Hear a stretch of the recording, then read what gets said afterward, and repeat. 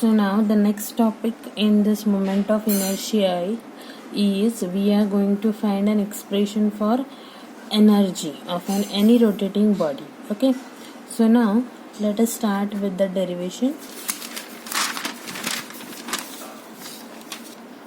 See, what we are going to find: kinetic energy of a rotating body. One diagram I have shown over here. This is any rigid body rotating about an axis. This is the axis of rotation which is passing through point O, and this omega is the angular velocity. Okay, it is rotating with constant angular velocity.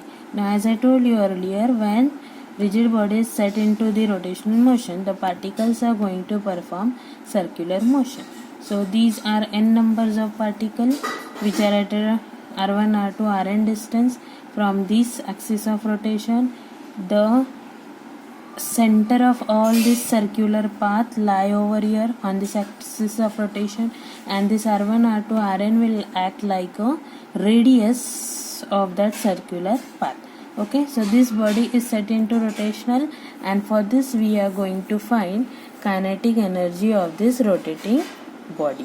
Okay, so now see, last year you have did this relation between linear velocity and angular velocity, which is given by v is equals to r omega.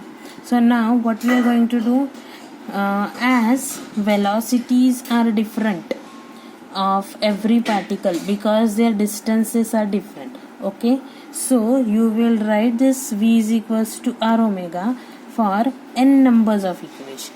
Okay, for n numbers of equation means for first particle you will write v1 is equals to r1 omega. Similarly for second, v2 is equals to r2 omega, v3 is equals to r, and up to n number of particle, vn is equals to rn omega. Okay, why we are writing this equation for every different particle? Because the reason is here r is different, distance of that particle from the axis of rotation is different for every particle, so their velocity will also be different, linear velocity, but angular velocity will be constant for all the particles. Okay, so now next, kinetic energy is given by, you know everyone, half mv square is the formula. So similarly now velocities are different for every particle, so kinetic energy will be also be different for every particle. So for first particle it will be E1 is equals to half m1 v1 square, second half E2 is equals to half m2 v2 square, and nth number of particle it will be half mn vn square. Give set all this as equation number 2. Now what you will do in next step, put equation 1 in 2. 1 means what? Values of all this v1, v2, v3 you will substitute here in your e1, e2, e3. So after substituting that, what you will get, e1 will be half m1, instead of v1 you will write r1 omega. So now as it is v1 square, so it is r1 square omega square. Similarly e2, half m2 r2 omega square, r2 square omega square, and last en will be half mn rn square omega square. Give this equation number 3. Now next step, till now you have seen we have done energy for n numbers of particle. Okay, now we will see what is the total rotational energy for the rigid body. So you will write total energy E rotational is equals to addition of all the energies E1, E2, E3 up plus up to En, n number. Okay, so E rotational will be E1 plus E2 plus E3 up to En. So now just substitute the values of the equation, means, so now just substitute from this equation 3 the values in this equation. E1 is half m1 r1 omega square, E2 is half m2 r2 omega square, E3 plus up to E3 and plus up to En, half m1 half mn rn square omega square. Now in this equation you can take half and omega square common, So take it common. So what will remain in first term? m1 r1 square. Similarly in second, m2 r2 square plus up to mn rn square. Now this complete bracket I can write it from as summation I from 1 to n mi ri square. Means now what does summation mean? Summation means addition of all the terms. Just we are writing it in ones. Summation represents it is addition of number of terms. Okay. Then I from 1 to n means what? You can substitute here this I from 1 to n. If I substitute 1, I will get first term. If I substitute I is equals to 2, second term.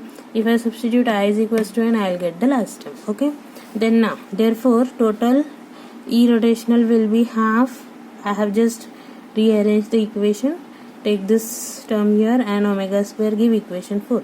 Now, in normal motion, that is translational motion, kinetic energy will be given by half mv square. So write E translational is equals to half mv square. Give equation 5. Now if I compare equation 4 and equation 5, what I will get? M. See, half and half in both the equation are constant. Okay. Then v is the linear velocity in translational. Omega is angular velocity in rotational. So as these terms are same, means their function is same, this is linear velocity, this is angular velocity, I can also equate m is same as this, means I can write m is what? Summation I from 1 to n mi ri square. Means this term in the rotational kinetic energy is nothing but mass. Okay, we can say it is analogous to m. So it is a mass.